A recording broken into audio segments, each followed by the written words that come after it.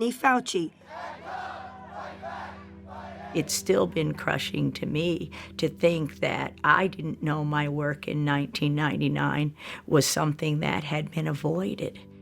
So this is a movie called Plandemic. It's about 23 minutes long, and it is pure, unadulterated propaganda. It's anti-vax, anti-COVID, anti-government propaganda built by conspiracy theorists. Now, a lot of you people watching, I would bet anything that every person watching right now has a relative that's seen this, a close relative within the extended family.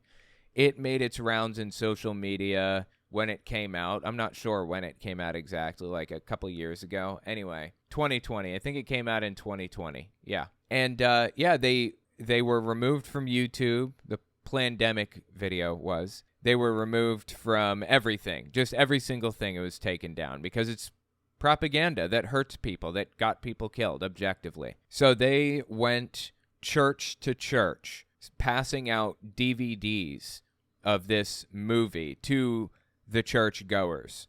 And people at the churches would watch it and pass the DVD on to like another family member. They would get together in, pizza parlors, and they would pop the DVD in and watch it in front of, the entire pizza parlor.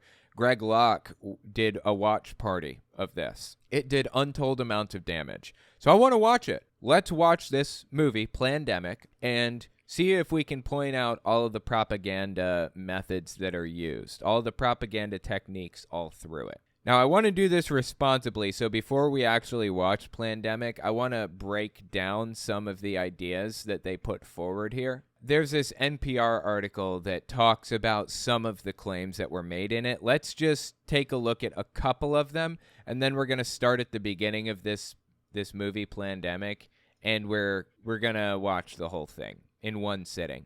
Usually I split this up into hour-long parts. We're not splitting this one up. We have to do this beginning to end. Probably going to be about a 2-hour video, I'm guessing. Okay, so this article on NPR is Seen Plandemic? We take a close look at the viral conspiracy videos claims. Again, it wasn't viral on social media. It was viral among churchgoers, which makes it even crazier. A slickly produced 26-minute video called Plandemic has exploded on social media in recent days, claiming to present a view of COVID-19 that differs from the official narrative. Now, this article came out May 8th, 2020. I'm assuming they released this all the way back in April 2020. Just think about the timeline on that. February 2020 is when the stock market tanked and everybody started taking COVID seriously. Within a couple of months, they had this Plandemic video pulled together and released and being passed out at bars and everywhere. Crazy. The video has been viewed millions of times on YouTube via links that are replaced as quickly as the video sharing service can remove them for violating its policy against COVID misinformation. In it, filmmaker Mickey Willis conducts an uncritical interview with Judy Mikovits, who he says has been called one of the most accomplished scientists of her generation. Yeah, these are the two right here. So Mickey Willis is on the right, this tall guy here. And then the other one is Judy Mikovits, I think. That's her on the left. That's who we're going to be talking about primarily here. Never heard of her? You're not alone. Two prominent scientists with backgrounds in AIDS research and infectious diseases who asked not to be identified over concerns of facing a backlash on social media told NPR that they did not know who she was. If you were aware of Mikovits before this week, it's probably for two books she's published with co-author Kent Heckenlively, one in 2017 and another last month. Again, we're talking April 2020. Heckenlively has also written a book himself espousing the discredited link between autism and vaccines. You might also know Mikovits for her central role in a pair of scientific controversies. One involves a paper she co-authored in 2009 that was published in the journal Science, and the other concerns allegations that she stole notebooks and laptops from a laboratory, or notebooks and a laptop. the fact that they said that they don't know who she is, two prominent scientists, she claims to be like some big researcher that's really, really influential. The fact that they don't know who she is a bad sign for her. It means that, your reputation is everything in the scientific community. Research gone bad. In the 2009 paper, Mikovits is among 13 researchers who claim to have found that a mouse retrovirus may contribute to chronic fatigue syndrome. In the video, filmmaker Willis says the paper sent shockwaves through the scientific community as it revealed the common use of animal and human fetal tissues were unleashing devastating plagues of chronic diseases. What? Okay, wow, that's a tall claim if it was true, that they're using fetal tissue which makes people sick, apparently. However, 2 years after its publication, the paper was retracted by the authors, an unusual occurrence in peer-reviewed scientific journals. Science, the journal Science, wrote at the time that multiple laboratories, including those of the original authors, have failed to reliably detect the mouse retrovirus in chronic fatigue syndrome patients. In addition, there's evidence of poor quality control in a number of specific experiments in the report. University of Nevada School of Medicine. Okay. In 2011, Judy Mikovits, who this is all about, Judy Mikovits here, she was fired from the Whitmore-Peterson Institute for Neuroimmune Disease in Reno, Nevada. She was then accused of stealing notebooks and a computer. Fascinating. This article isn't too long, by the way. We're just going to hit a couple of parts on it here. They're going to do accusations against Fauci. Actually, let me write some of these down real quick so that I can make note of them. So I've got a list of claims that we can debunk as we go through the video, but we're going to just watch the video. And as we come up to those sections, we're going to read the sections in the article. So before we watch, though, let me just read down to like right here. The lab claimed that she wrongfully removed lab notebooks and other proprietary information, according to a contemporaneous report by KRNV TV in Reno, which means this is a report that was released basically the day that it was stolen, not now. It's not like somebody's coming out of the woodwork and claiming this after the fact, after she appears on this. No, this report took place or was reported when they were stolen. Second controversy came the same year papers retracted and involved Mikovits being fired from Whitmore-Peterson Institute, a laboratory located on the University of Nevada campus in Reno, where she was research director. And then she stole the notebooks and the laptop. Okay. In Plandemic, Mikovits relates her arrest over the incident, saying that she was held in jail without charges. I was called a fugitive from justice. Well, you stole documents, so. Speaking as footage of what appears to be a police SWAT team executing a nighttime raid plays over her words, she says, "No warrant. They literally drugged me out of the house. Our neighbors are looking at what's going on here." According to the Chicago Tribune, Mikovits was arrested in California as a fugitive on a warrant issued by police from the University of Nevada, Reno. Days later, according to KRNV, she turned herself in to authorities in Reno. Not raided by a SWAT team, turned herself in. The television station's report makes clear that a 2-count criminal complaint was filed against her for possession of stolen property and for unlawfully taking computer data and equipment. Both are felonies. Mikovits' lawyer, Scott Freeman, says his client is baffled at the criminal charges filed against her, the news report says. She claims in the video that the material she was accused of stealing was planted in her house. To what end? Why? I'm sure she'll spin up some crazy story about it, right? Although the criminal charges were later dropped, the lab where she worked subsequently won a default judgment in a civil suit against her, seeking the return of the items. The case was bolstered in part by a colleague at the Institute and a co-author on the retracted study, who admitted in an affidavit that he had taken the items from the lab on behalf of Mikovits. NPR reached out to Whitmore-Peterson Institute for comment, but received no reply. Ironically, Mikovits was a co-author on the study viewed as the final nail in that 2009 study she took part in. In an email to Science Insider, she wrote that it was the only work she could find after her professional and legal woes.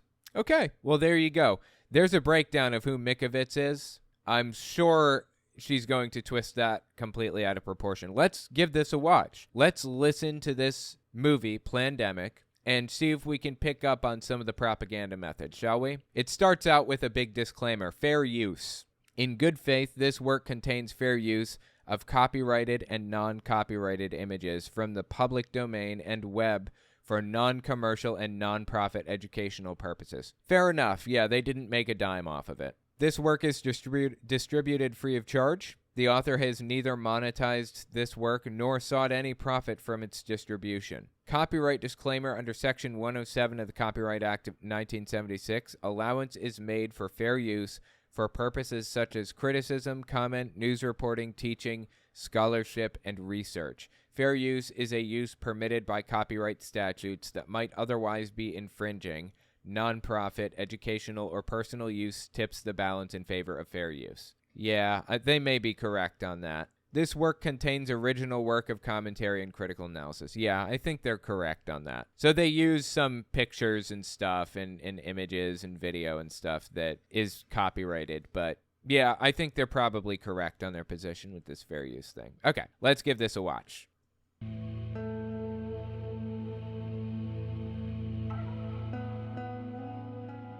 Dr. Judy Mikovits has been called one of the most accomplished scientists of her generation. She has? By who? Her 1991 doctoral thesis revolutionized the treatment of HIV/AIDS. At the height of her career, Dr. Mikovits published a blockbuster article in the journal Science. Right. So as we read from the NPR article, AIDS researchers, the top in the field, had never heard of her before, had no clue who she was. And they did mention that article about that Science article that she published. Right. So that article, it failed to reliably detect the mouse retrovirus in chronic fatigue syndrome patients. So it was retracted. There was evidence of poor quality control in a number of specific experiments in the report. So it was pulled because it wasn't that good. Already starting with a complete misrepresentation. This revolutionized the treatment of HIV/AIDS. Yeah, simply false. At the height of her career, Dr. Mikovits published a blockbuster article in the journal Science. The controversial article sent shockwaves through the scientific community as it revealed that the common use of animal and human fetal tissues were unleashing devastating plagues of chronic diseases. For exposing their deadly secrets, the minions of Big Pharma waged war on Dr. Mikovits. Again, like, all of this is false, as we saw in the NPR article. Destroying her good name, career, and personal life. Now, as the fate of nations hang in the balance, Dr. Mikovits is naming names of those behind the plague of corruption that places all human life in danger. Perfect. Name those names. Let's have them. So you made a discovery that conflicted with the agreed-upon narrative. Correct. And for that, they did everything in their powers to destroy your life. Correct. You were arrested, Correct. and then you were put under a gag order. For 5 years, if I went on social media, if I said anything at all, they would find new evidence. Okay, I don't know what she's talking about here. She was arrested for stealing a laptop and paperwork from a school, and apparently got out of it because somebody swore under oath, basically, that they stole it for her, that she didn't actually steal it. And the crime did happen. They recovered the stuff from her after the fact. But if she wasn't the one that, but if somebody comes in and says they were under oath and they took it, then they have to rule that she is not guilty. I mean, he may be guilty, but she is not. And that's what really matters. That's how the court system works, for better or worse. That could have easily been set up through, coordination between the two. I don't know. Find new evidence and put me back in jail. And it was one of the few times I cried, and it was because I knew there was no evidence the first time. And when you can unleash that kind of force to force someone into bankruptcy with a perfect credit score, And so that I couldn't bring my 97 witnesses, which included the heads, Tony Fauci, Ian Lipkin, the heads of the public health in HHS, who would have had to testify that we did absolutely nothing wrong. And so what did they charge you with? Nothing. No, they did. They charged her with felonies, stealing a laptop and paperwork. 2 felonies, I believe. They didn't not charge her at all. Just absurd. I mean, if it's a felony that they charge you with, they have to, before they put you in jail, they have to give you a preliminary hearing within 10 days of the charge. And then they'll put you in jail, and you can't sit in there for more than 10 days without getting a trial. Misdemeanors there's a little loophole in misdemeanors where people can sit in jail for like an extended period of time without anything being done, and that loophole needs to be filled. But she was charged with felonies. That's just a lie. But you were in jail. I was held in jail with no charges. I was called a fugitive from justice. They searched my house without a warrant, literally terrorized my husband for 5 days. They said, if you don't find the notebooks, if you don't find the material, which was not in my possession but planted in my house. Wait, was it not in your possession or was it planted in your house? Wow, that's crazy. No, it was in her possession, and they did recover the notebooks and laptop from her in a civil suit. So she absolutely did have them in her possession. She can lie all she wants, but that's simply false. If you took intellectual property from the laboratory, is that correct? It was intended to appear as if I took confidential material, names, and intellectual property from the laboratory. And I could prove beyond a shadow of a doubt that I didn't. Heads of our entire... Wait, you can prove you're innocent? So that's a high burden of proof, right? HHS colluded and destroyed my reputation, and the Department of Justice and the FBI sat on it and kept that case under seal, which means you can't say there's a case, or your lawyers are held in contempt of court. So you can't even get a lawyer to defend you. So every single due process right was taken away from me. And such a victim, huh? Such a victim. I mean, a lot of this is completely made up, twisted around, fabricated. This is all just her exercising a persecution complex. To this day remains the same. I have no constitutional freedoms or rights. Yet you sit here. I think a lot of people would probably have just taken the retirement out early, laid low, but you have decided to come forth when your gag order has been released to write a book called Plague of Corruption, Restoring Faith in the Promise of Science. And you are naming names. Absolutely. Apparently, their attempt to silence you has failed. Dude, this guy has a nose ring. I love it. That's really interesting. Tiny little nose ring. A daring choice for a dude, but okay. Maybe it'll work for him, And I have to ask, how do you sit here with confidence to call out these great forces and not fear for your life as you leave this building? Because if we don't stop this now, we can not only forget our republic and our freedom, but we can forget humanity because we'll be killed by this agenda. Fears for her life. And was she killed walking out of that building? Of course she wasn't. Was her fear for her life justified? Of course not. It was nonsense from the very start. So Anthony Fauci, my name is Dr. Tony Fauci. I'm the director of the man who is heading the pandemic task force, was involved in a cover-up.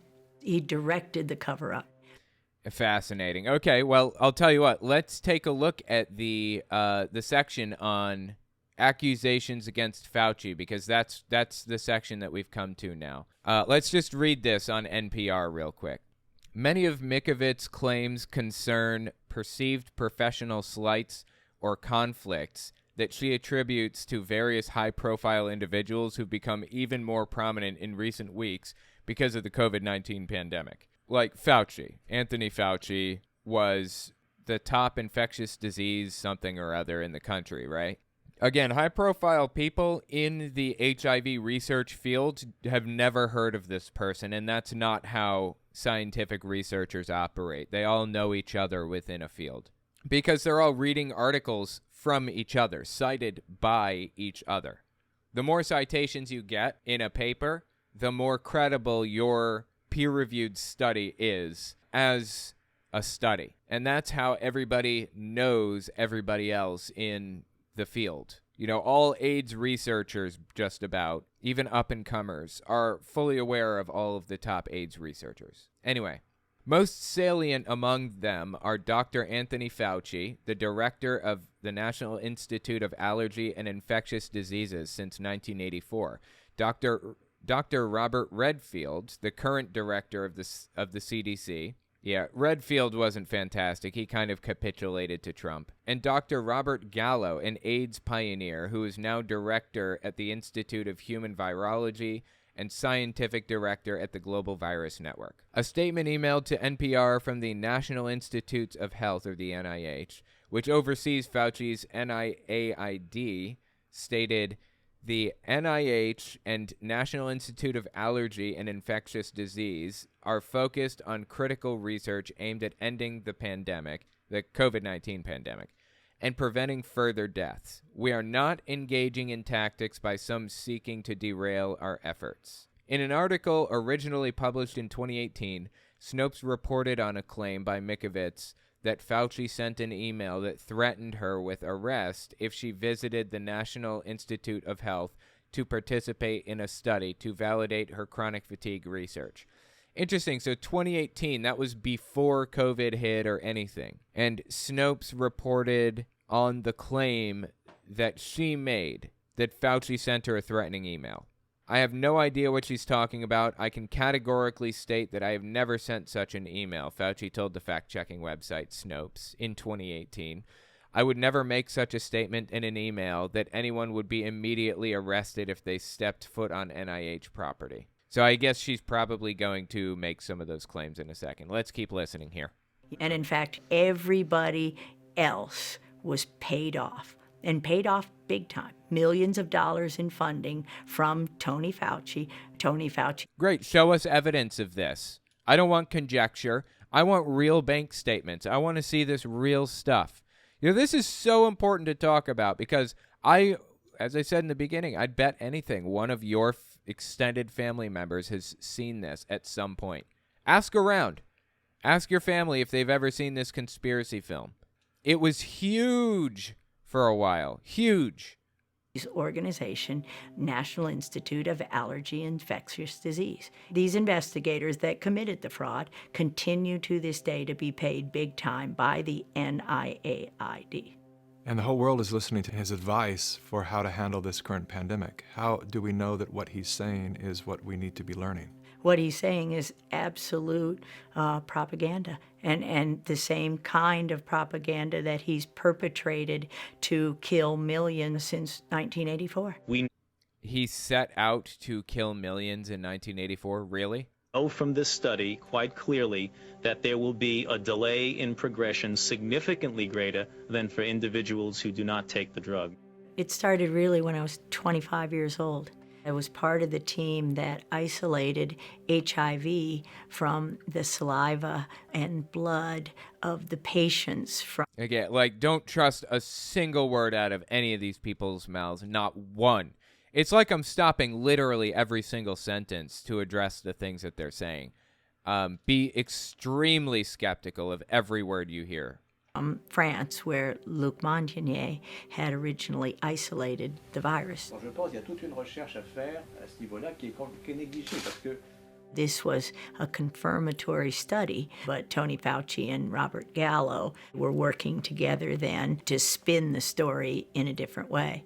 At that time, Dr. Rossetti was out of town, and Tony Fauci says, we understand that you have a paper in press, and we want a copy of it.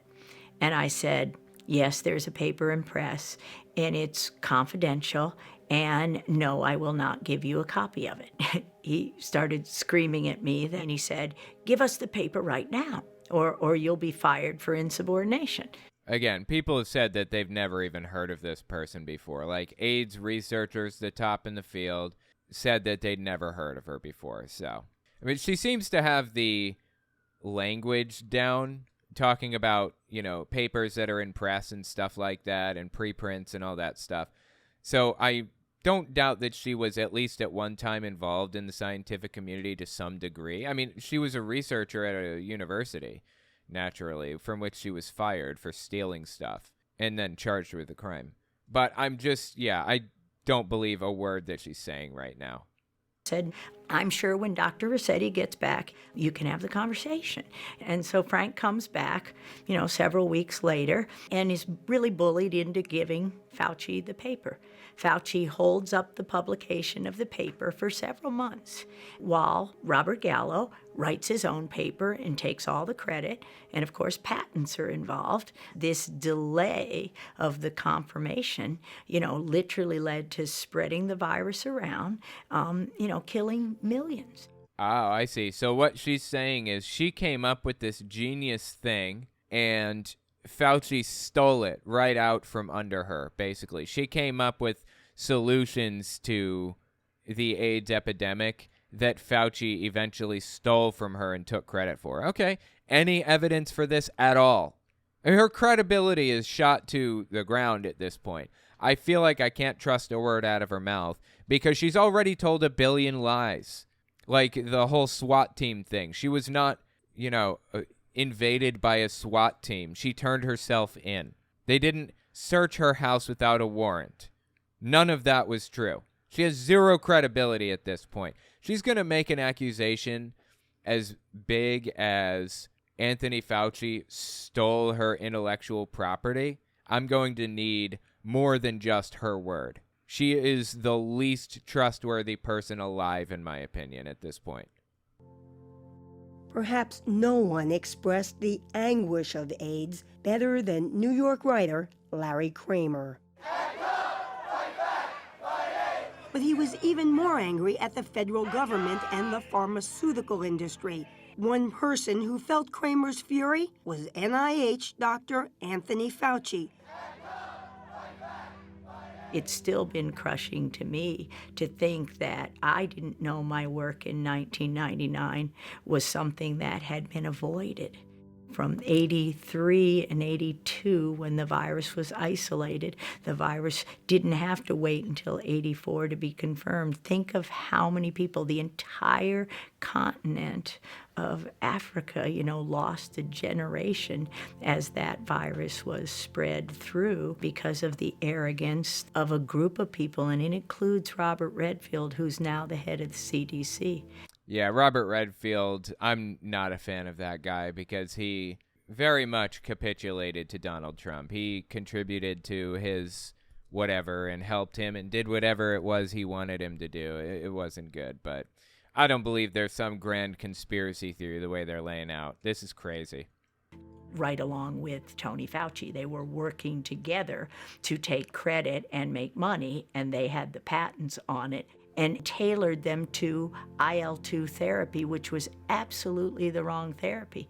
And had that not happened, millions wouldn't have died from HIV. How can a man who's giving, any person who's giving global advice for health, own a patent in the solution in the vaccine? Isn't that a conflict of interest, or shouldn't it be? It is a conflict of interest. And in fact, this is one of the things that I've been saying. And what, you're not allowed to own a patent? I mean, are they saying that people in the field that work in this field regularly and are the best positioned to understand this stuff and create solutions to these problems aren't allowed to patent these solutions? I mean, at that point, you're just making an argument against the existence of intellectual property or patents in general. That's just absurd. That's just not the system we work under. You know what that sounds like? Communism. Sounds like communism to me. But okay. I'd like to say to President Trump, repeal the Bayh-Dole Act. Bayh-Dole fundamentally changed the way universities approach technology transfer, and you can see that best in the statistics. Universities obtain 16 times as many patents today as they did in 1980. Now, everybody's getting more patents. Wow. So hang on. Let's just step back. Listen to this again. This is how propaganda works. Statistics. Universities obtain 16 times as many patents today as they did in 1980. Now, wonder why that is. Now, I don't know what year this is exactly. I'm assuming that this is significantly later than 1980. I'm guessing sometime in the 2000s, mid 2000s. You think maybe that's because you think maybe that's because there are more people around, more researchers working in this industry? I mean, he's making it out to be some kind of a nefarious thing. There aren't other explanations for this, really, if it were even true? everybody's getting more patents, but still, universities' share of all patents in the United States is more than 5 times greater than it was before Bayh-Dole. The situation has gotten so bad that one information technology industry official has publicly referred to universities as, quote, crack addicts, unquote, driven by, quote, small-minded tech transfer offices addicted to patent royalties. That act gave government workers the right to patent their discoveries. So to claim intellectual property for discoveries that the taxpayer paid for. Okay, interesting. So this is how good propaganda works. Let me explain. Good propaganda is so subtle that you can't even tell it's there a lot of the time. Here's another thing that good propaganda will do. They'll take a little bit of fact and they'll mix it in with the fiction. Hell, they'll take a lot of fact and mix it in with the fiction. And then just sprinkle little things here or there, just sprinkle a couple little bits in that are completely untrue and nonsensical. And people tend to believe the false stuff along with the true stuff because up to that point, it's been pretty trustworthy. It looks trustworthy, seems like a really well-done thing, right? A really well-done documentary. High-quality cameras, everything looks professional and well put together, well-researched. That's how propaganda works, and that's exactly what this is, propaganda. Since that happened in the early 80s, it destroyed science, and this allowed the development of those conflicts of interest. And this is the crime behind letting somebody like Bill Gates with billions of dollars, nobody elected him, he has no medical background, he has no expertise, but we let people like that have a voice in this country while we destroy the lives of millions of people. Right, so these people are really, really opposed to anything vaccine-related at all, whatever it happens to be. Now, Bill Gates has effectively made it his life's mission to get all of Africa vaccinated and try to deal with disease in Africa, which is a laudable goal. Okay, vaccines are a good thing. Whether you like that fact or not, vaccines are helpful and productive, and they make the world a better place. Now, it's well-studied science, but there have historically been a couple of problems with vaccines while we were coming up and learning how they work and everything else. I don't remember when this was. At some point in Africa, I think 20 years ago or something, there was a polio vaccine that was given to a bunch of people in Africa. And the polio vaccine that was used is an oral version. Now, there are a couple different ways to make a vaccine. One of the ways is to truncate the virus. There's a part of the virus that infects the cells, and then there's a part of the virus that reproduces and stuff, right? So the idea is to truncate it, cut off the dangerous part, just the DNA lobe, and then inject it or give it to people orally or whatever, so that your body can detect the dangerous DNA and create a defense against that dangerous DNA without being put at risk. Another way is not to truncate it, to cut it in half, but to deactivate it, basically just to kill the virus, right? Well, if you don't have a lot of money to put into something, a good way to do it is to just deactivate it, just kind of kill the virus and put it in an oral solution and let people take it. Unfortunately, at one point, I don't think this was even Bill Gates, I'm not sure, you want to check on that, but at one point, people administered an oral polio vaccine in Africa that wasn't completely deactivated. It was low quality and it didn't do the job completely, and they were actually catching polio from it and shedding the virus, the polio virus, from the vaccine and passing it on to other people. That was bad. And that's a good reason for regulation and control and more oversight, basically. That's not a reason to not administer vaccines in Africa at all. And Bill Gates is blamed for every single bad thing that happens when it comes to vaccines at all. Any vaccine-related anything at all that goes wrong, it's Bill Gates' fault because he's been fighting tirelessly, donating billions of dollars over the course of his life to try to improve the lives of people who are less fortunate, basically. So he's like their boogeyman, and that's why they're showing video of him here, giving a baby an oral vaccine here. Probably a polio vaccine. That's a common way of giving it. No medical background, he has no expertise, but we let people like that have a voice in this country while we destroy the lives of millions of people. And the fact that he has a voice upsets her because he's using his voice to, spread vaccines, to try to cure illnesses and stuff. Normalcy only returns when we've largely vaccinated the entire global population. If we activate mandatory vaccines globally, I imagine these people stand to make hundreds of billions of dollars that own the vaccines. Yeah, I suppose probably, but vaccines they're trying to show a conflict of interest here. I don't like a conflict of interest, but guess what? We live in a capitalist society. If you don't like that, then move to move to China, who isn't fully capitalist, or at least doesn't purport to be fully capitalist. Move to a country that's more socialist or communist if you're not a fan of how capitalism works. We should be evaluating whether or not the vaccine is safe and effective and going to save lives. And as a matter of fact, we have determined that it is safe and effective and saved millions of lives.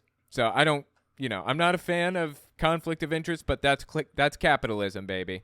And they'll kill millions, as they already have with their vaccines. There is no vaccine currently on the schedule for any RNA virus that works.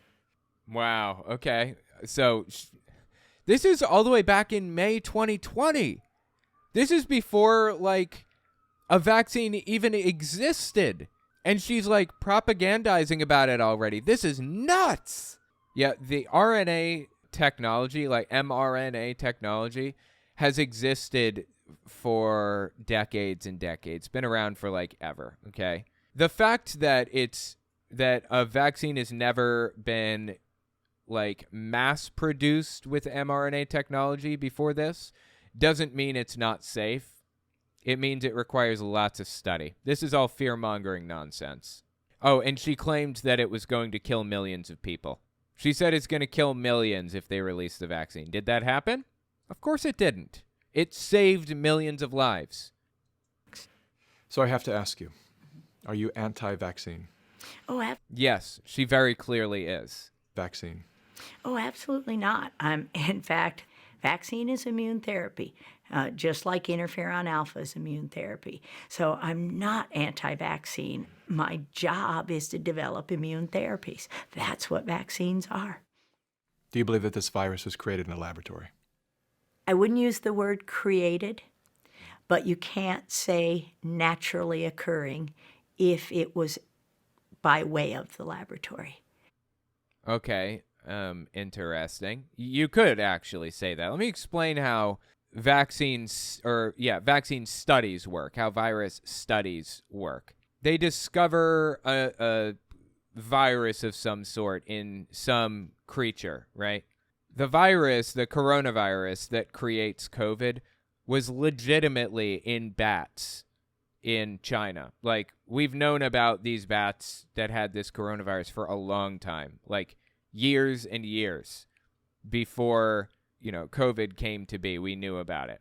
So when people are studying viruses, what they'll do is they'll isolate this virus in a laboratory and they'll put it in like a petri dish and they'll watch how it grows. They will watch the ways that it evolves and builds upon itself. And they will create protections against the other iterations that it takes, the other steps that it takes as it evolves, basically. That's not really gain-of-function research exactly. I mean, you're not powering up the virus necessarily. You're just watching what it does. That's just how vaccine research works. That's what we've always done. You want vaccines for the flu every year? This is part of the deal. This is what you have to do, right? So they like to propagandize about like gain-of-function research and stuff. That's probably what they're about to do. No, that's just part of the process. Now, what was it she said? Say naturally occurring. Right, it's not naturally occurring. No, it was naturally occurring.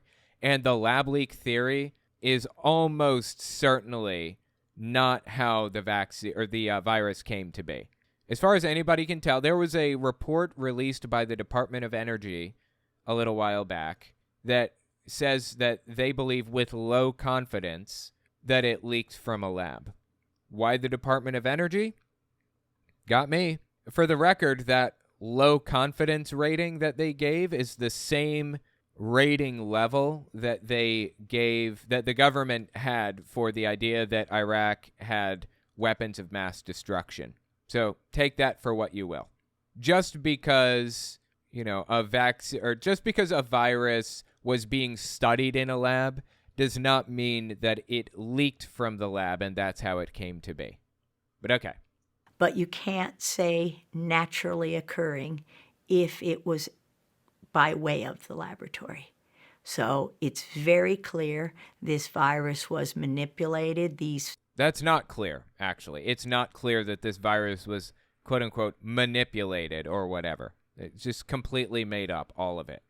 Was manipulated and studied in a laboratory where the animals were taken into the laboratory. I mean, they may have studied it. Yeah, sure. There was a lab nearby. I'm not opposed to the idea that maybe they studied it. Doesn't mean that it leaked from that lab. She's making a lot of logical leaps here. And this is what was released, whether deliberate or not. That cannot be naturally occurring. She doesn't know that. She has no idea what she's talking about, seemingly. It could totally have been naturally occurring. According to a whole bunch of scientists that came out and analyzed that virus, they said this was almost certainly a naturally occurring iteration of this virus. But let me guess, they're lying and covering things up because they hate the deep state or because they are the deep state and blah, blah, blah, blah, right? Is that what you're going to say next? Somebody didn't go to a market, get a bat. The virus didn't jump directly to humans. That's not how it works. That's accelerated viral evolution. No, that's a spillover event, and those happen all the time. If it was a natural occurrence, it would take it up to 800 years to occur. Well, maybe the 800 years started 800 years ago. You ever consider that one? This occurred from SARS-1 within a decade. That's not. She doesn't know that. This is just garbage. Not naturally occurring. And do you have any ideas of where this occurred? Oh, yeah. I'm sure it occurred between the North Carolina laboratories, Fort Detrick, U.S. Army Research Institute of Infectious Disease. Oh, wow. Okay. So a lot of people claim that, like, the, the Wuhan Lab in China was the one that leaked this virus, even though there's no evidence it was even leaked. Or very, very little. No evidence that we have. The Department of Energy claims to have evidence that they're not really turning over to us, but okay. She's not claiming that. She's claiming the U.S. government leaked this virus. That's like a new level of insane, okay? And the Wuhan laboratory. $3.7 million flowed from the National Institutes of Health here in the U.S. to the Wuhan Lab in China, the same lab where many people have said that this coronavirus infection first originated.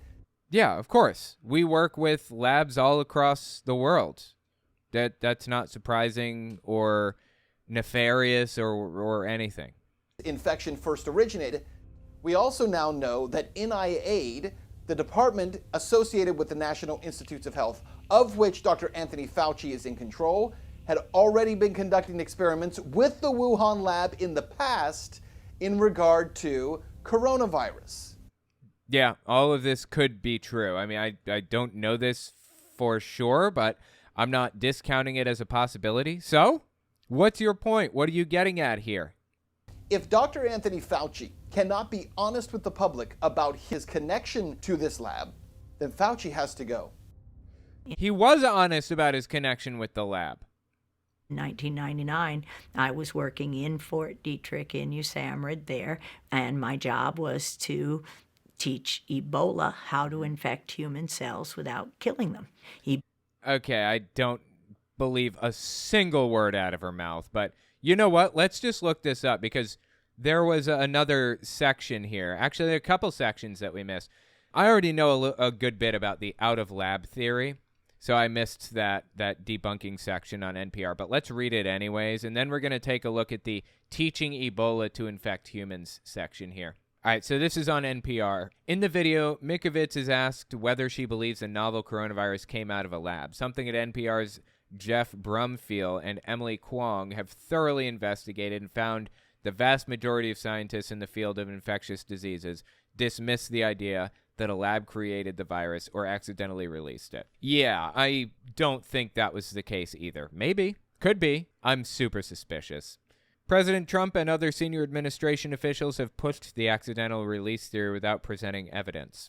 I would use the word created, Mikovits says in the video, but you can't say naturally occurring if it was by the way of laboratory. I mean, you totally can. Like I said, they don't have to, power this thing up or anything. They just have to isolate it and let it evolve the way it evolves naturally and create, counter agents for the direction that it eventually goes. It's very clear this virus was manipulated. This family of viruses was manipulated and studied in a laboratory where the animals were taken into the lab, and this is what was released, whether deliberate or not, she adds. Asked where the alleged lab release occurred, Miskovits asserts she's sure it happened between unspecified North Carolina laboratories, the U.S. Army Medical Research Institute of Infectious Disease at Fort Detrick in Maryland, and the Wuhan Institute of Virology in China. Again, there's no publicly available evidence to support her claim. Even now, so this article is written in 2020, even now there's no evidence to support any of that. The Department of Energy released a report that said that with low confidence, they think maybe it was leaked from a lab, from the Wuhan lab. The same rating they gave the idea that Iraq had weapons of mass destruction. So take it all with a grain of salt. Anyway, it says here, the video currently points to U.S. cooperation with and funding for the Wuhan laboratory, but implies by way of innuendo that the link is sinister in nature rather than the standard international cooperation. In fact, as NPR's Nurith Eisman has reported, many experts say such cooperation is vital to preventing the next major coronavirus outbreak. Mikovits also says it's not possible for the coronavirus, formerly known as SARS-CoV-2, to have evolved from the original severe acute respiratory syndrome virus, or SARS, stating that it would take up to 800 years to occur. Her statement belies the fact that the viruses are well known to evolve rapidly, with the seasonal flu strain, for instance, changing so quickly that a new vaccine is required each year. In a 2012 study of one virus, researchers at Michigan State University found that if its normal route for infection was blocked, it only took a matter of weeks for it to evolve another one. Teaching Ebola to infect humans is the next section, and that's the one that she's getting into now. So let's read this little segment on teaching Ebola to infect humans real quick. It's a short section. Mikovits also claims to have worked at Fort Detrick's USAMRIID in 1999, where she says her job was to teach Ebola how to infect human cells without killing them. Ebola couldn't infect human cells until we took it into the laboratories and taught it, she says. While NPR could not verify Mikovits' claims to have worked at the lab, nor the nature of the work she might have done there, her statements simply don't pass the sniff test. If in 1999 her research was aimed at getting Ebola to infect humans, she was behind the curve by decades. The first Ebola outbreak occurred in 1976 in Central Africa, killing 280 people. Between 1976 and 99, there were several more such outbreaks that killed hundreds of people. Clearly, Ebola was able to infect humans long before 99, which is when she claimed to have trained it to do so. In addition to Heckin Lively, her book collaborator, Mikovits has made spurious claims about vaccines, although she insists in the video that she is not anti-vax. As recently as July, she spoke before a group opposed to a California bill aimed at clamping down on exemptions to vaccines in children. So there you go. Let's listen to this section on Ebola. With the Wuhan Lab in the past in regard to coronavirus. If Dr. Anthony Fauci cannot be honest with the public about his connection to this lab, then Fauci has to go. In 1999, I was working in Fort Detrick in USAMRIID there, and my job was to teach Ebola how to infect human cells without killing them. Again, complete nonsense as far as anybody can tell. Ebola already knew how to do that decades before. Ebola couldn't infect human cells until we took it in the laboratories. Simply not true. All the way back in the 70s, they could. And taught him. It's hard to ignore the death tolls. People have been dying. They are dying from this in quite alarming numbers. How do you reconcile that? It's pretty easy when you see, for me, when you see what the government has done, and that is that they took, quoting Dr. Birx, we've taken a very liberal approach to mortality. Yeah, I don't know what that means or what the context was there, but Birx was Fauci was kind of refusing to do what Trump wanted him to. You know, coming out there and saying, "Don't worry, this is fine. You don't need to do anything. No locking down, no vaccines. Hydrochloroquine is going to fix everything. Ivermectin is going to fix everything." All that. Fauci was kind of wishy-washy and iffy about saying any of that stuff. So Trump basically got somebody else in there to take his place, and that was Birx, Dr. Birx. So yeah, Birx was terrible in just about every way. My husband were to die, who has COPD, his lungs have fibrosis, his lungs would look exactly like somebody with COVID-19 theoretically, but he has no evidence of infection. So if you're not testing and you don't have evidence of infection, and if you walked in there today, they'd call it COVID-19. And we hear this from the doctors and nurses who are upset. I've seen so many doctors online that have made their own webcam videos, just perplexed by the protocol that the CDC had given them. Yeah, so what they're doing here is they're trying to make this seem like there's a massive consensus among all medical professionals that's being covered up by the media, when in reality, that's simply not the case. The doctors involved in this whole process all largely agree with each other. It's just a few little nutcases, like these people right here, who have set out to set a narrative for people. It's honestly disgusting and sad. And your family members may have fallen. My family members fell for this kind of thing. Too many people saw this and believed it. Next section is opposition to CDC guidelines, and then that's the last segment. Okay, cool. Well, last Friday, I received a 7-page document that sort of told me that if I had an 86-year-old patient that had pneumonia but was never tested for COVID-19, but sometime after she came down with pneumonia, we learned that she had been exposed to her son who had no symptoms, but later on was identified with COVID-19, that it would be appropriate to diagnose on the death certificate COVID-19. No, that's false. So this is part of the effort with these conspiracy theorists to portray the situation as though everybody was being diagnosed with COVID-19 even when they didn't have it, to inflate the numbers artificially.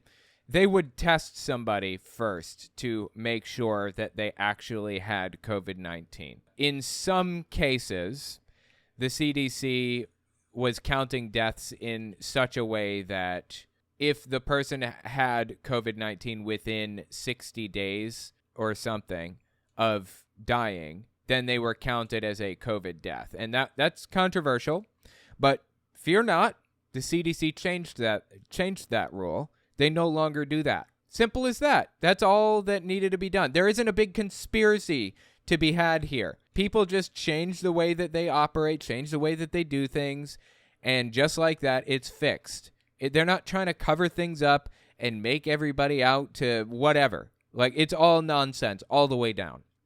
Why would they want to skew the number of deaths due to COVID-19? Who is they? Are they in the room with us right now? There is no organized effort to skew results or whatever other garbage. Well, fear is a great way to control people. And sometimes people's ability to think for themselves is paralyzed if they're frightened enough.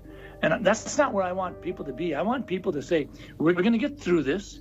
I'm going to use my head. I'm going to go to different sources. I'm going to listen to different sources. And I'm going to think for myself, because that's what America's about.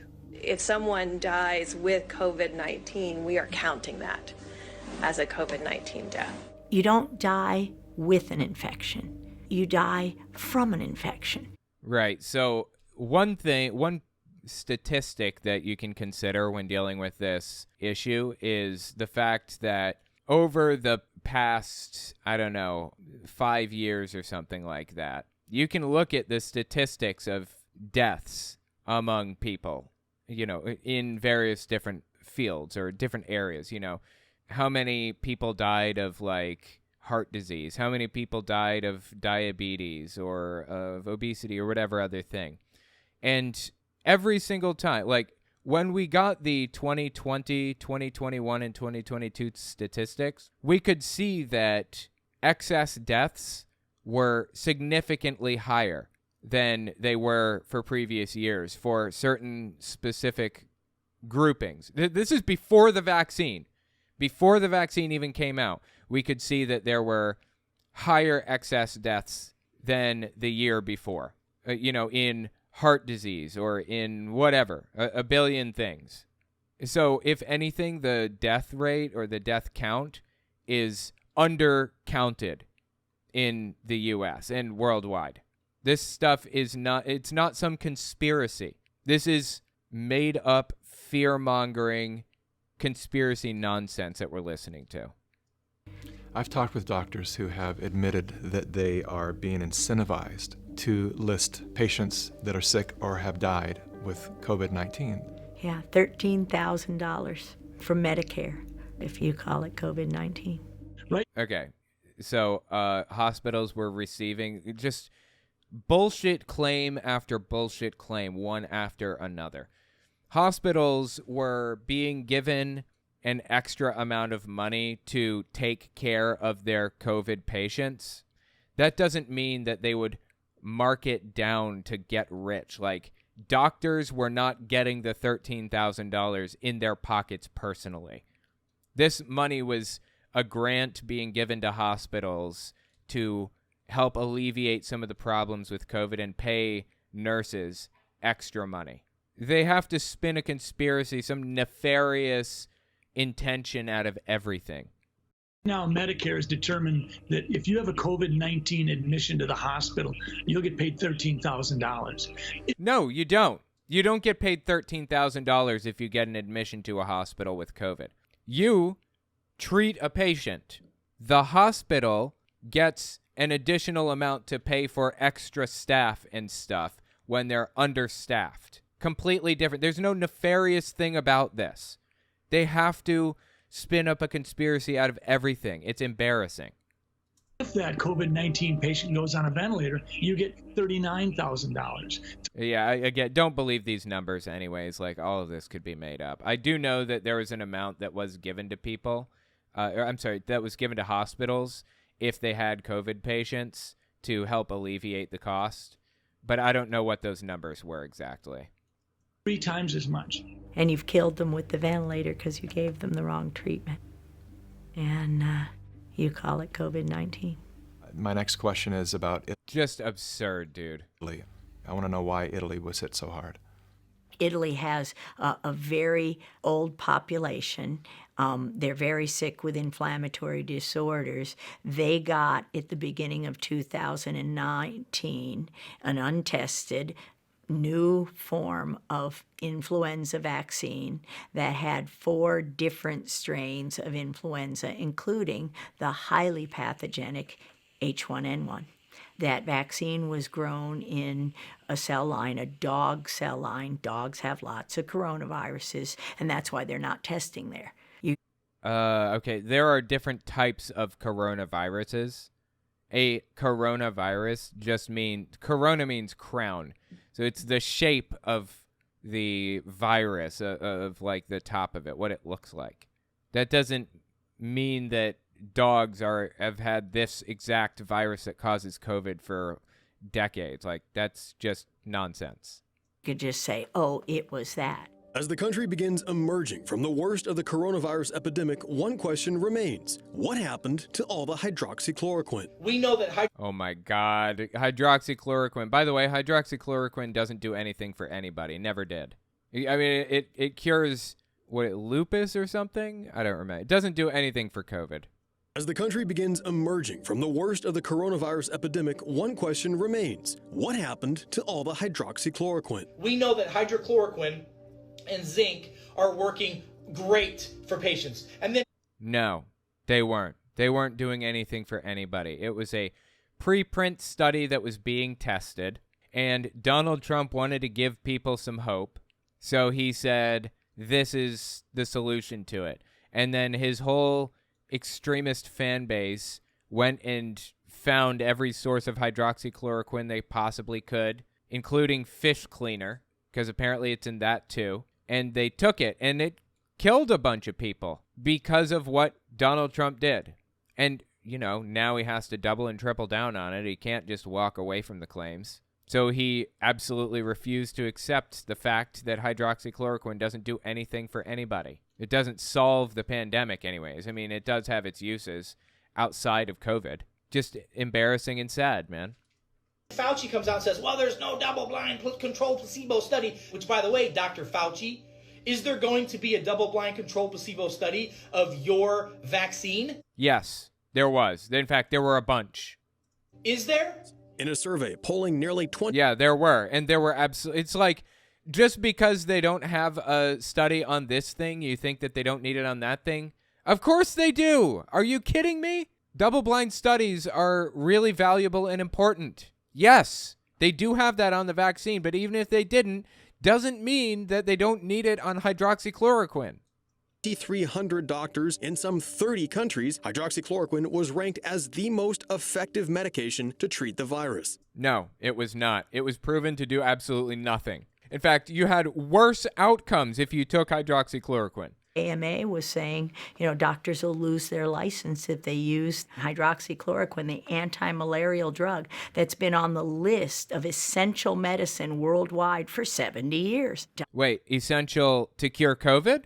Is that what you're talking about? Oh, it doesn't cure COVID, is what you're saying. Okay, essential for lupus and stuff. Yeah, I see that. We're not talking about that. We're talking about COVID. Does it help COVID? The answer is no, it doesn't. This is how propaganda works. This is like the perfect encapsulation of what propaganda is. Drug that's been on the list of essential medicine worldwide for 70 years. Dr. Fauci calls that anecdotal data. Yeah, it is. It's anecdotal data that hydroxychloroquine cures COVID. We're talking about curing COVID. It's not storytelling if we have thousands of pages of data saying it's effective against these families of viruses. And this is... Okay, we don't have any evidence that it's effective against these families of viruses. We have data showing it's effective against various different types of things. Not, coronaviruses or whatever. Like, this is just garbage, all of it. essential medicine, and they keep it from the people. Not only now, but back in autism with our discovery, there was an old antiviral drug, 100-year-old drug called Suramin, on the WHO list of essential medicine. It literally gave kids with autism a voice, a life. What did Bayer and Monsanto do? They took it away from everybody. You couldn't get it to save your life right now, and we tried. Okay, I don't know what specific thing she's referring to right now. Never heard of this, but she's lied about every single thing up to this point, so I'm doubting this one too. Believe me, every way we could. So when you take away a medicine, and not just the WHO, not just the WHO, the FDA, the CDC, Tony Fauci, close everything. Just end it all, and we've got a healthy world again, and we got tons of money, because we can take all that money they're making on their patents and we can give it to the victims of. This is just sad, dude. Just end it all and give people access to hydroxychloroquine, and just like that, all your problems are solved. Come on, man. This is just sad and embarrassing. They were absolutely obsessed with hydroxychloroquine. Do anything that they can to convince people that it's real and it works, when it simply did not, never did, against the virus. This is just sad. This plague of corruption. Is it safe to say that anything that cannot be patented has been shut down intentionally because there's no way to profit from it? No, that's simply not true. Things that can't be patented have been shut down intentionally? What? Natural remedies that we have had forever. Absolutely, that's fair to say, and that's exactly what's going on. You know, there was a natural remedy back in the day. It was the bark of a tree that people would eat, and it would cure headaches and all kinds of stuff. Natural remedy, right? Well, you know what people did? They took the bark of that tree and they studied it and discovered that if you do some extraction techniques on this bark of this tree, you can pull out aspirin and put it in pill form and bottle it and sell it. Alternative medicine that works is just called medicine. There's no conspiracy to cover anything up. Medicine works because it's been proven to work unequivocally through double-blind studies. We know exactly what these medications do and how they act on the brain and all of that. But they have to spin up a conspiracy like, oh, they're trying to cover it up if they don't want you to take it or something. In COVID-19, the game is to prevent the therapies till everyone is infected and push the vaccines. Why would you close the beach? You've got sequences in the soil, in the sand. You've got healing microbes in the ocean, in the salt water. Oh, what? We have healing microbes in the ocean and the salt water? Okay. In that case, let's extract them and give them to everybody. We closed the beach because we had no idea what to do or what was going on or how to fix this problem or if it was airborne or what was dangerous or what. We freaked out and didn't know what to do in this situation. There's a brand new illness spreading around. We didn't even know how it was going to affect us, for that matter. But they have to spin up a conspiracy theory about it. You know, they're out to get us. They're out to lie to us and trick us, and they're trying to take advantage of us and all this other garbage. Embarrassing and sad. That's insanity. Hey, it's Times Square. I love Times Square. Yeah, so a lot of these places closed because of their own free will, because they weren't comfortable with taking customers in. This is the very, very beginning of the pandemic. This wasn't the government shutting us down. This is everybody being really worried. And now they're using this as like evidence that the government shut it all down. It's just like all nonsense, all of it. These institutions that are polluting our environment and our bodies, there was a time when they actually had to fight their own battles. But they've done such a great job at manipulating the masses that it's other people shutting down other citizens, and the big tech platforms follow suit and they shut everything down. Well, I mean, they shut down misinformation, disinformation. If you can't prove the things that you're saying through scientific data, and what you're saying is going to get people killed if you say it, then yeah, they shut it down. It's their own platform, their own private company, and they have the right to do whatever the fuck they want. That's how this works, baby. That's capitalism for you. That's the free market. I thought you were all about the free market. What, you want some communist country where the government allows anybody to do anything, and if they don't, then whatever, then the government takes control of it? Like, what are you looking for here? Ridiculous. You know, the thing is, your right to swing your fist ends at the tip of my nose. You can swing it anywhere you want except for right here. When you swing it here, you're not exercising your rights. You're violating my rights. And these people are swinging their fist around and hitting people in society, getting people killed by spreading disinformation and lying and twisting things around. So YouTube, a private company, decided to disallow them from using the benefits of their algorithm, using the benefit of their recommendation system to push their lies. There's nothing wrong with that. They found a way around it. They went to local church groups and played this for everybody from here to Texas.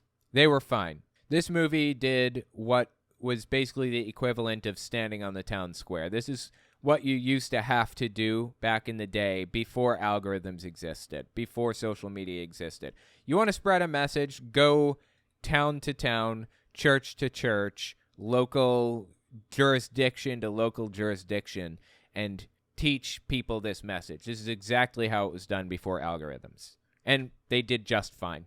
This is one of the most viewed documentaries of all time, practically. Damn near it. At least one of the most viewed documentaries about the COVID pandemic, I would say, of all time. There is no dissenting voices allowed. BS. I mean, you are perfectly free to disagree with certain things, but when you start spreading disinformation and getting people killed, people are going to have a problem with that, obviously. Do you really not see the problem here? Really? More in this free country, which is something I never thought I would live to see. Nor would I accept what I've experienced since 2011. It's beyond comprehension how a society can be so fooled.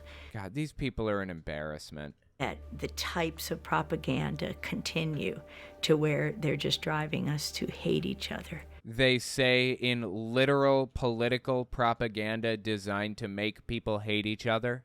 You want to go to work yes. and get this disease? I think the medical profession know what they're talking about. They've been wrong so far, ma'am. They've been wrong. I don't care. No, they weren't. Hopefully, this is the wake-up call of all America to realize this makes no sense, and we win because it will take down the whole program with information like this. And for me, it's the great news that the doctors are waking up and saying, wait a minute. You know what's interesting? I'm going to come back to this in a second, but that guy saying they were wrong all along, they were wrong, they were lying, reminded me of something called the reverse cargo cult effect. I don't know if you guys have ever heard of this before, but here's how it goes. It's an explanation for why people lie about things that everybody know are true. It's gaslighting at its finest, but you know, if they keep saying it enough, eventually people will believe it to be true. But the reverse cargo cult effect works like this. A tribe in the middle of the Amazon jungle sees a landing strip, built out of asphalt. And every few days, they come across this landing strip again. They walk past it, and they notice that there's cargo on the landing strip, like food, supplies, water, things like that. And they have no idea how this works. They're confused by it, but they say to themselves, you know what? If we build a landing strip out of straw, maybe cargo will appear there for us too. Having no concept of like airplanes because they're separated from the outside world entirely. Not even realizing that this has absolutely no chance of working. They don't understand even the fundamentals of it. That's called the cargo cult effect. But here's the reverse cargo cult effect. There are people who do understand how this thing works. So they spread the idea that if you build a straw landing strip, the cargo will appear. Now, the cargo obviously never appears, but then they start claiming the cargo didn't appear on the straw landing strip, and the asphalt landing strip doesn't work either. Neither of them works. And it's all a big lie. They use the fact that their landing strip doesn't work as evidence that the real one doesn't work either, basically. And convince everybody around them that the people who built the original landing strip were lying all along. Kind of an interesting concept. It may or may not apply to this, but just something to think about. Great news that the doctors are waking up and saying, wait a minute. You doctors that are watching this, and I see a lot of you right here, why are you not getting loud? I'm here to defend you. I'm here to defend my freedoms. I'm here to defend my family's freedoms, my patients' rights to choose what to do with their life.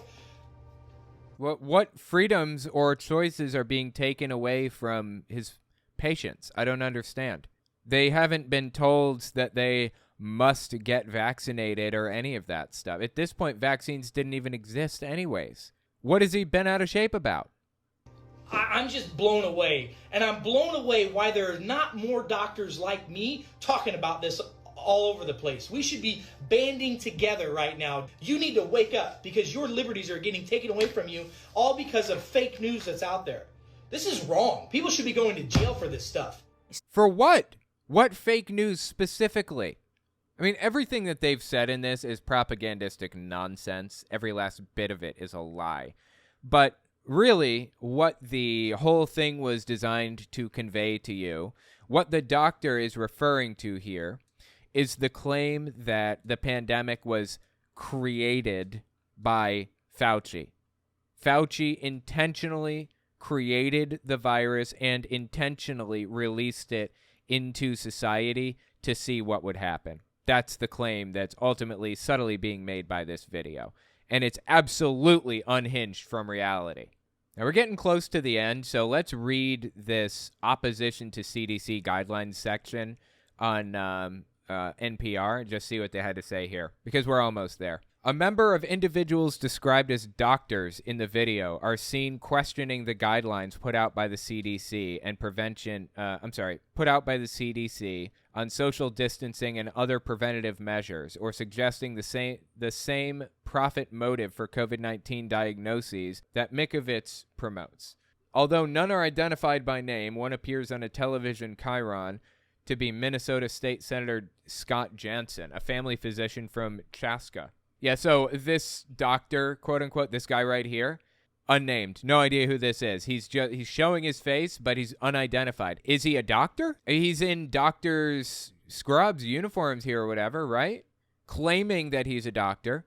Who is he? What are his credentials? How long has he been a doctor? On Thursday, Jensen said that he had taken a ton of heat and even some threatening messages over his stance, particularly since Plandemic has gone viral. But he said he stands by his criticisms of the government response to the pandemic. Two others who appear in the video, identified as California urgent care clinic doctors, called last month for an end to stay-at-home orders. They've since been rebuked by two national physicians groups. The American College of Emergency Physicians, ACEP, and the American Academy of Emergency Medicine, AAEM, jointly and emphatically condemned the recent opinions released by Dr. Daniel Erickson and Dr. Artin Masihi. Let's look these people up and see what they look like, see if this is one of them. Nope, that's not the one that we're listening to right now. No, it's not. I guess we don't have a name for the guy that's on screen here. I'm not sure who this is. These reckless and untested musings do not speak for medical societies and are inconsistent with current science and epidemiology regarding COVID-19, a statement said. The groups added, as owners of local urgent care clinics, it appears these two individuals are releasing biased, non-peer-reviewed data to advance their personal financial interests without regard for the public's health. So that's the end of the NPR article, kind of debunking a lot of the claims that were put forward in this. Let's keep listening to this guy lose his mind over nonsense. We should be banding together right now. You need to wake up because your liberties are getting taken away from you all because of fake news that's out there. This is wrong. People should be going to jail for this stuff. So it's not the scientists who are in any way dishonest. They're listening to people who for more than 40 years have controlled who gets funded, what gets published.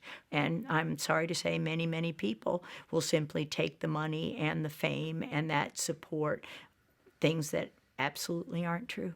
What do you say to the... They're claiming some, like, big conspiracy that is just fabricated from the ground up, like all of it. Medical professionals that are just beginning to get a glimpse of the depth to which they have been misled and steered away from their oath to do no harm. Yeah, nobody was like steered away from their oath to do no harm or whatever. This is all just nonsense, all of it. I say forgive yourselves. It's the hardest thing to realize for all of us, and is that with all the best intention, we studied, we learned what we thought was the truth. We had no idea that the data that we were being told was true was not true.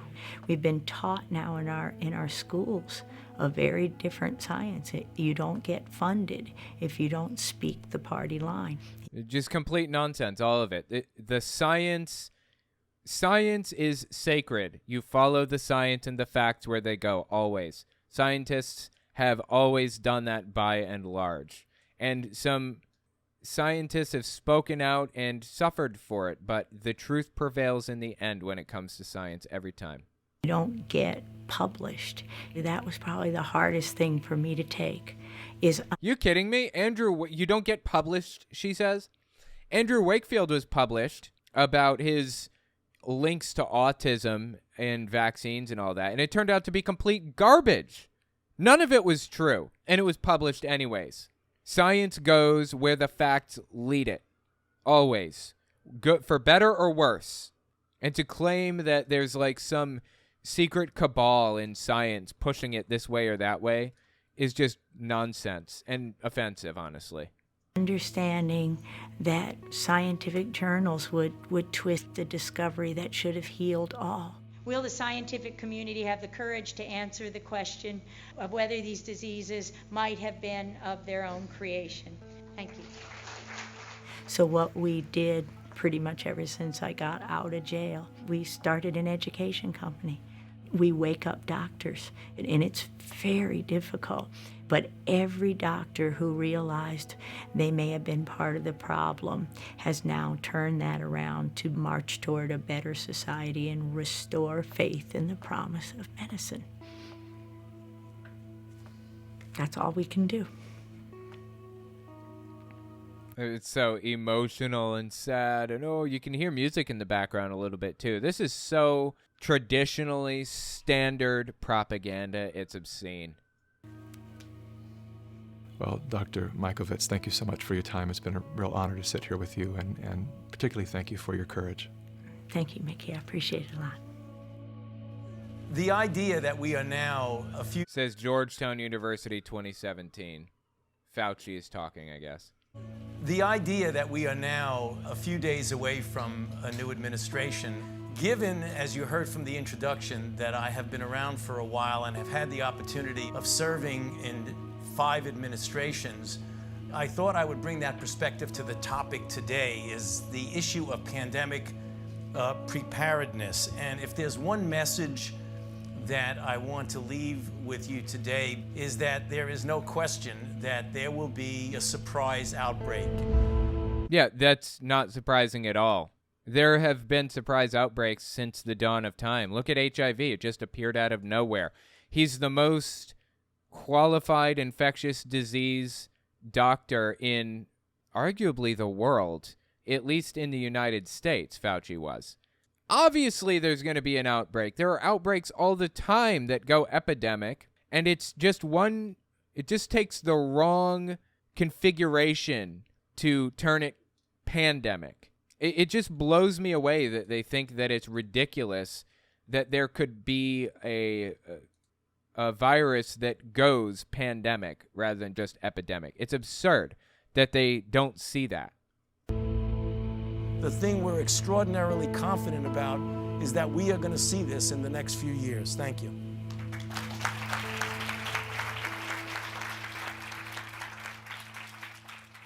Is anybody really surprised by that fact?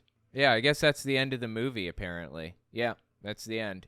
Just cringy and terrible and lie after lie after lie. Let me know what you think about it in the comments. I hope I did a good enough job of debunking all of that stuff. I don't want them to get away with their lies. Like, that's just too much, man.